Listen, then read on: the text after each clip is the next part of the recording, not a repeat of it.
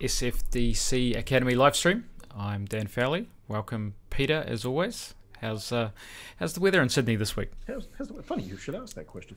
It's a bright sunny day, and it's about 13 degrees.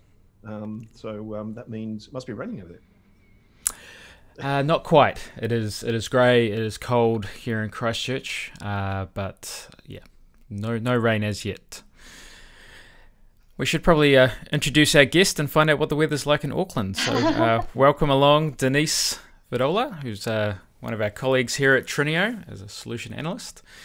Great to have you on the show, Denise. And yeah, first up, how's the weather in Auckland today? Thanks, Dan. Thank you for having me.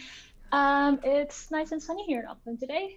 It's 16 degrees, partly cloudy with a slight chance of rain. As you can see, it's like 50%. It feels like 8 degrees. That's just way too cool for too cold, yeah. I should say, for my liking. I don't know how accurate that is. Cool. So today we thought we'd have a talk about document generation, and there's a number of tools on the market, particularly in the Salesforce space, that can help with document generation. We thought today we would focus on the one that we all collectively have the most experience with, which is Conga. So Denise, as to sort of start us off, how long have you been working with Conga? So I've been in the Salesforce world for about 6 years now. I started as a business analyst back in 2014 in the Philippines, working for a bigger consulting company. And I also started using Conga during that time. And back then, a lot of our clients already had been using Conga Composer. So I got to work on a couple of small projects that allowed me to learn about the tool, get the feel of it. And then about 2 years later, I got the opportunity to work in New Zealand. So I moved here, started working as a Salesforce consultant at a smaller company over at Devonport, where I also did a few Conga projects for clients. And when I moved to Trinio as a solutions analyst about 2.5 years ago, I then worked on even more Conga projects, but this time with more complex templates, more complex solutions. And I quite enjoyed learning about Conga over the years, just gaining that experience, working with the team, and applying whatever I learned as I go. And I find it interesting how Conga started out as just this flexible way to generate documents, and now it's evolved into a more intuitive tool that's easier to use with a lot more features, more online materials, and that's easy to reference for functionals like me. And I think that growth made it even more promising for companies to use their tool for their business. So yeah, I think it's really good. Excellent. So what's a really basic use case that someone might use Conga for? So Conga is normally used for generating important documents for business. So like contracts or price lists or any just basic documents that you would present to your customer, and with any dynamic information that you could merge into that document. So you could customize your template to put in your customer's name and whatever details you have for that customer, so that you can present it with your company's logo as well, and you can customize it however you want. Okay, so let's say I had a custom object in Salesforce. Could I pull in data from a custom object into a dynamic document? Yes, you can. You can pull data from multiple custom objects in Salesforce. So that's one of the very handy features of Conga. And you can use either Salesforce reports or SQL queries to pull that data and put it in your template. Is there any restrictions on what we can pull in? Is it just basically anything we've got inside Salesforce we can merge in some fashion? Yeah, so when you build your Conga solution, you get to select what your master object is, and then you kind of design your solution as to which objects you get to pull your data from. Okay. And how do you build a template? Like, what's the tooling that you use to kind of build up a template for one of these documents? So Conga Composer allows you to build templates in Word, Microsoft Word, Microsoft Excel, or Microsoft PowerPoint. The most commonly used template for our clients is usually Word templates because it's more flexible and you could do a lot within Word. Like you can basically build templates and use whatever Word features have, and then kind of get creative with it and use the Conga templates to put in your dynamic content. So you can get quite, and I can't believe I'm going to use the word, but you can get quite sexy looking documents out of it. Yes, you can. That's actually what I really like about Conga, because you can get creative with how you design and build your templates, and Word templates in particular, since that's what I've worked with the most. So building your Conga template in Word means that you can design your mock-ups in Word as well. So you can lay out any images, texts, tables, shapes, even headers, footers, basically anything you can do in a normal Word file.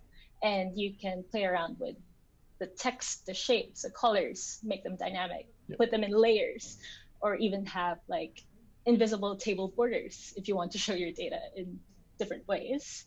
And then start making that Word file come to life by injecting the Conga merge fields and dynamic conditions into it to show different texts. And then you can even extend that design and dynamic displays by using formula fields in Salesforce. And then if you want to further extend that design, if you need to, you can even use custom code to work with Conga. Build that Conga solution. Just had an audience question. I might jump in early with an audience question if we shall. Is there a use case that you would not use Conga for? Is there kind of a limit to how far you could take it, and something that you might want to build in code from scratch kind of thing maybe? Yeah, I guess it depends on the business requirements. So clients can get a bit creative with their business requirements, and you need to assess if the requirements get too complex for Conga. And I guess, so what we did recently for a client that we have is we built this very complex Conga template. And I guess what I can say is when you're doing that kind of project, you try to get a high level idea of how many queries or reports you'll be using. Make sure you're not hitting any limits. So Conga, the standard Conga package has a limit of 50 queries. And when we did that project, we found that we actually had to use about 88 queries. So we ended up having to upgrade our license from business to enterprise. And enterprise allows you to have 100 queries for the Conga solution. So we did that. And again, just it's very important that you make that assessment before you start working on a project. See how you're presenting that data in the template and how big your template is going to be, and make sure that you're meeting the requirements and presenting the right solution to your clients. So, yeah. It's quite cool. And doing things, Denise, like if I was doing a contract and there were certain paragraphs of contract text that may or may not be relevant, you can sort of have if logic to what's displayed in the document and what's not. So you can basically build up a master template with every possible clause maybe for a contract, and then based on checkboxes or other flags in the data, you could pick out and only have the ones that are relevant in the document. That's right. Yes, you can do that within the Conga template.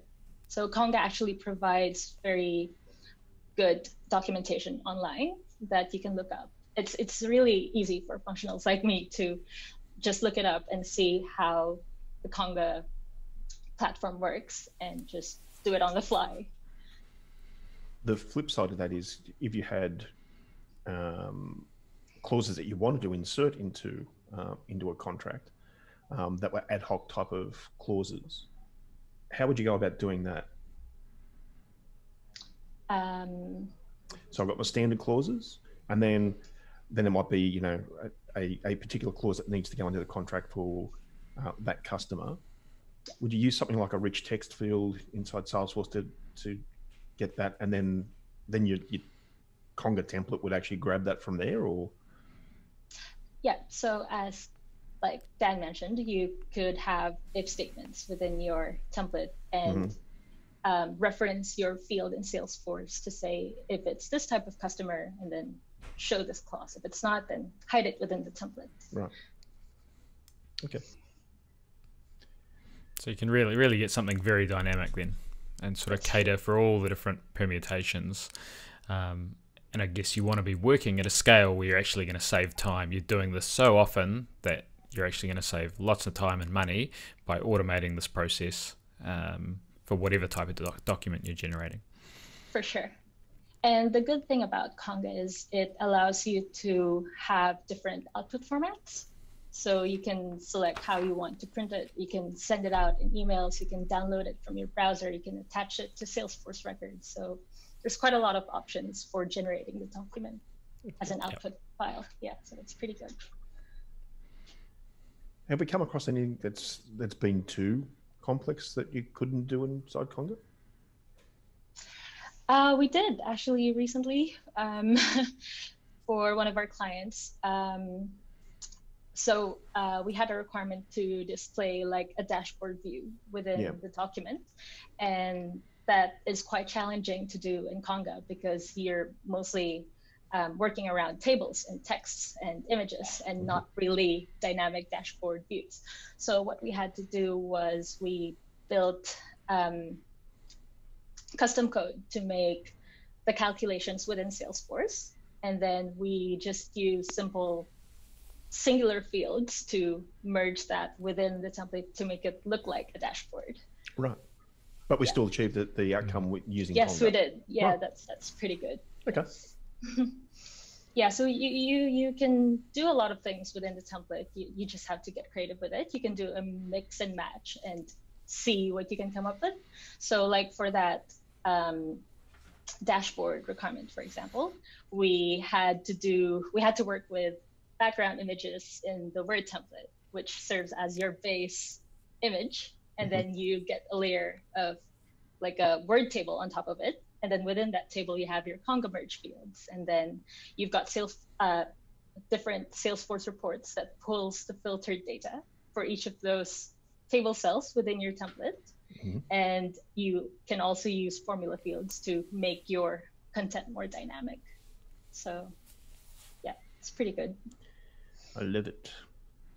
So let's have a chat about the most advanced use cases that we've done. I'm going to put my hand up and say I've done none. So I'm going to leave it to you two to tell us about stuff that you've done over time. One that I thought of, Denise, that you can sort of touch on that I know you've worked on in the last 12 months was, I guess you'd call it a site management report, where you were actually able to pull in GIS mapping data, sort of dynamic, which is basically a dynamic image.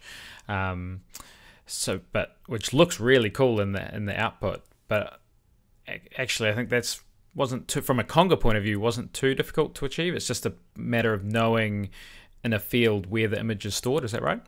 Exactly. So that site management plan involved having an integration with Salesforce. Like all the map images came from a different system, and we pushed all that data into Salesforce, and we store all those map image fields as URLs into Salesforce fields, and then we merge those Salesforce fields within the Conga template.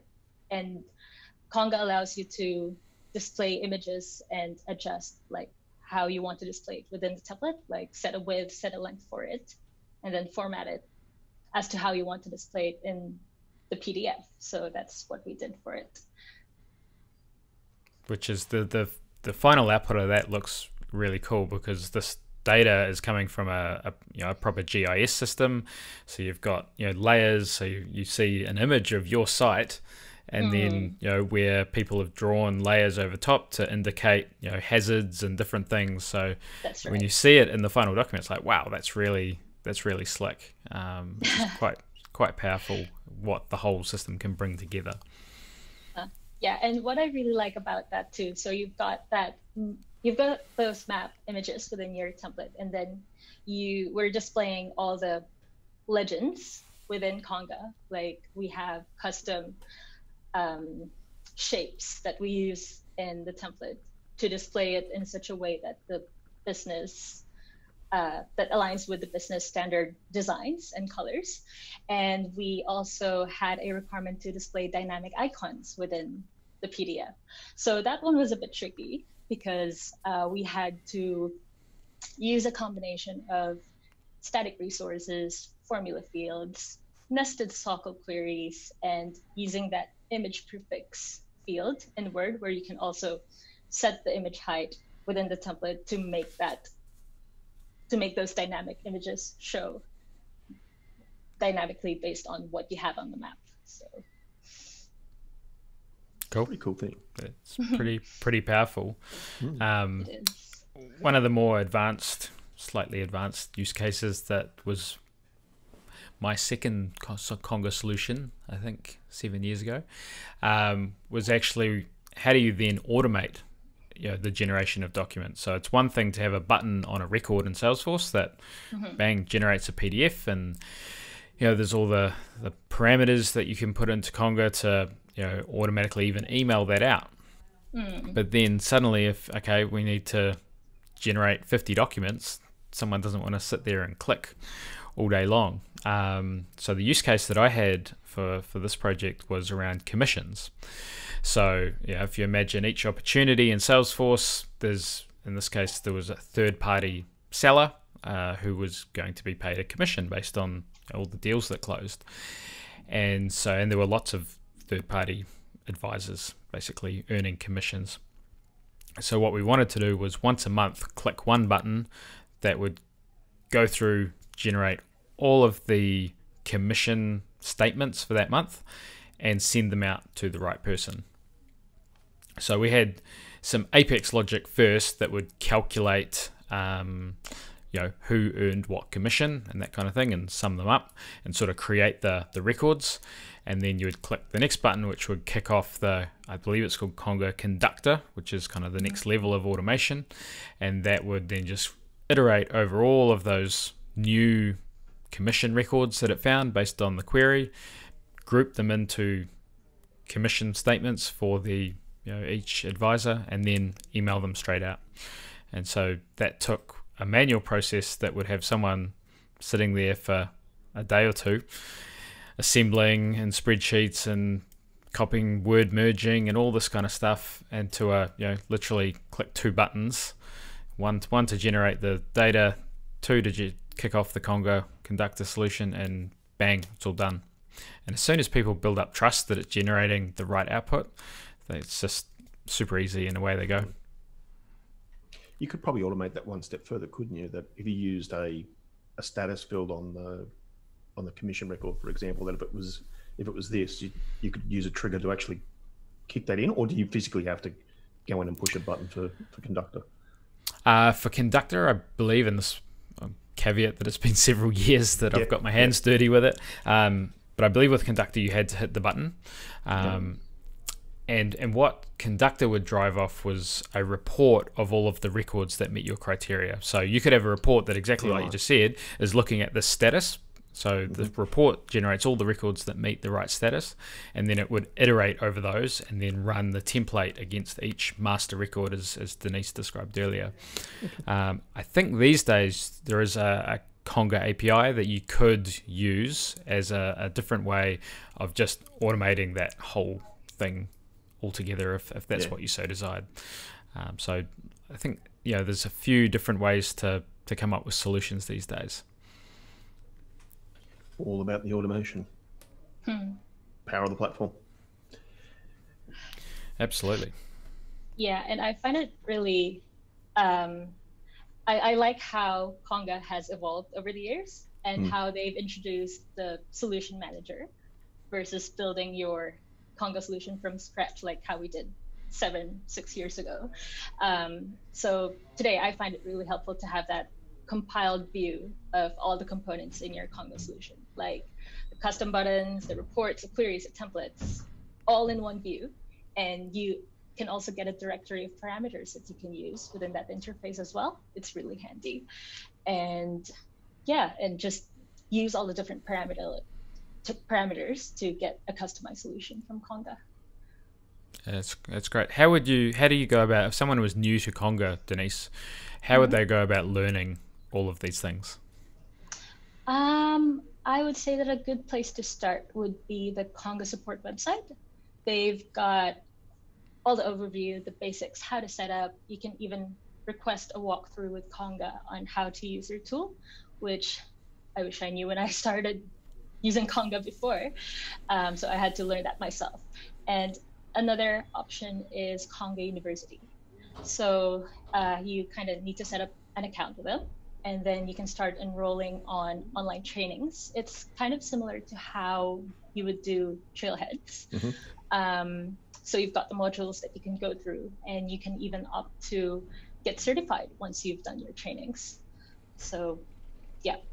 Do we have anybody that's certified?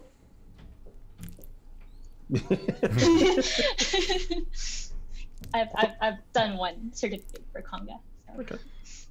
So Denise, you're a Conga Composer certified administrator. Is that what they call it? That's right. And I'm pretty sure we have other solution analysts in the office who've done that too. So. Yeah. Denise, are there any traps that you've kind of fallen into along the way? Anything that people should just be wary of, or if they're getting a strange error, just things they should think about that could be the issue, or as they plan a solution?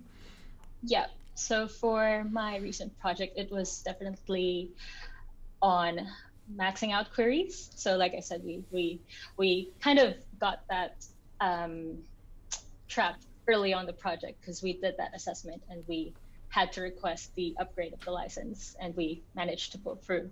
I think one of the other challenges that I had for Conga was more on debugging the templates.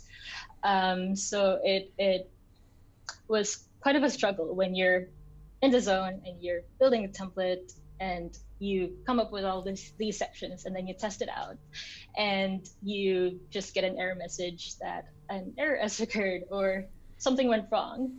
And what you normally do to debug that error message is you go through the template and try to generate your PDF section per section and see where things went wrong. And then you go, oh, it's this line, and then you make the change and then try to regenerate your template again. But it's not very explicit as to where you need to do your fix. So I think that's definitely an area for improvement, especially when you've got massive complex templates. Mm-hmm. Mm-hmm. So any size limits, Denise? I think should be, particularly if you're pulling in images maybe, or any limits on that front? Yes, I seem to recall us having a challenge on a different project. I wasn't heavily involved in it, but I think it was the template size limit. As far as I know, Conga has a 10 megabytes limit for their template. So if you're a solution analyst building a template, just make sure that you're aware of that and you're not hitting those limits. So what would be on your wish list for Conga? What are the things you think would be really cool to be able to do? Yeah, so one of my most wished for items on Conga is the template versioning.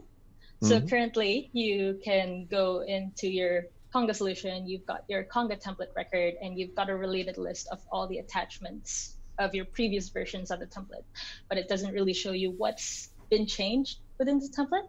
So I think that would be really good to have. And another thing would be a more descriptive debugging system. So like I said earlier, it was a challenge to debug complex Conga templates.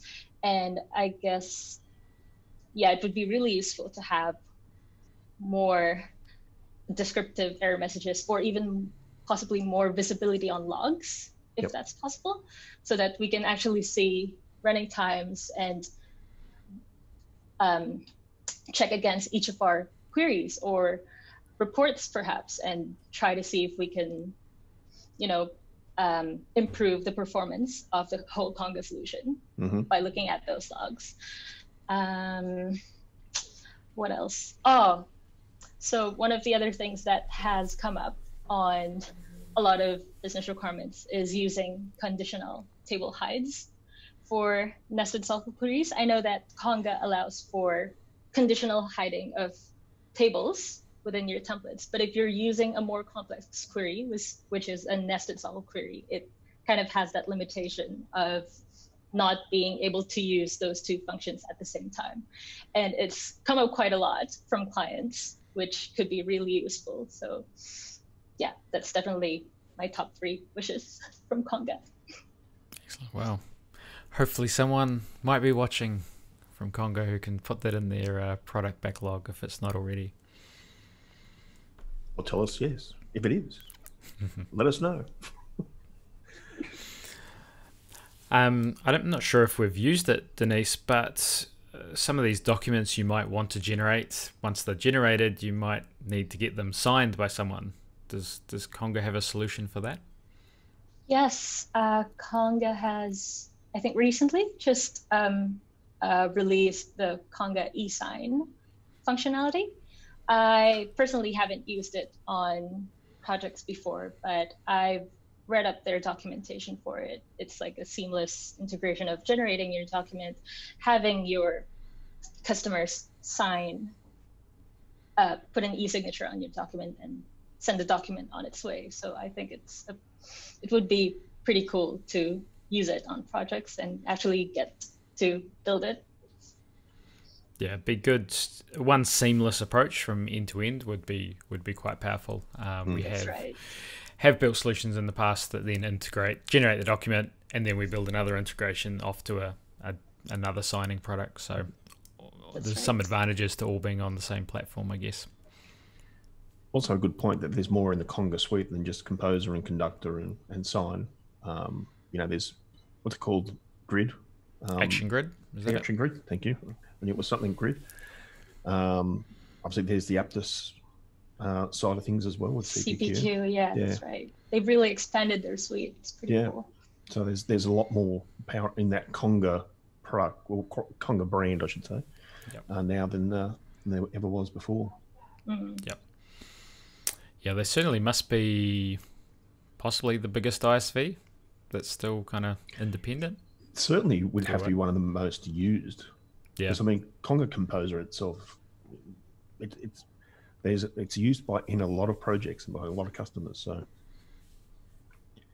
and it was the go-to.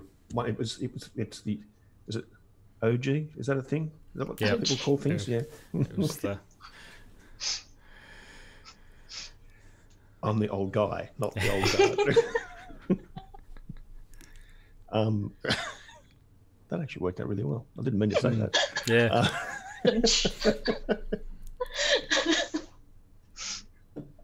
I have nothing after that. Back to you, Dan. No, I think we've had a pretty good overview from Denise. Really appreciate your insights today. Yeah, it's always been for me kind of the go-to third-party product that you would, it kind of feels like every third customer we deal with needs Conga or document generation in general. And so it's by far the most common that we've come across and used repeatedly, which is pretty powerful. And I think I've got my predictions wrong. I always predicted that Salesforce would buy Conga, but that hasn't eventuated. But surely it's only a matter of time before some of this functionality becomes on platform or standard or out of the box, be it by acquisition or building some more functionality into the platform itself. But it's such a common requirement to have. Indeed. I think the other thing is, I think sometimes people forget that you can do these type of things. And they sort of stop at the, I've got an opportunity, I close an opportunity, for example, and then I go off into, Excel and Word or whatever, and I create my stuff over there. It's like, you've got all that information inside Salesforce, or at least it should be. Use the power of the platform. So. Exactly. Well, shall we wrap it up there at this point as we tick over the 30-minute mark? But I think this has been a fascinating session. Thank you, Denise, again for being part of it. Really enjoyed having you on the live stream this week, and I think we might get some requests to have you back. It's been that successful, so no pressure. But no, I really enjoyed this session. Thank you. Cool. Okay. Well, with that note, we'll wrap up for this week, and we'll see everyone back again, same time, same place next week for yet to be determined topic. We must get better at that. We shall. Excellent. Well, thank you, everyone. Thank you. Cheers.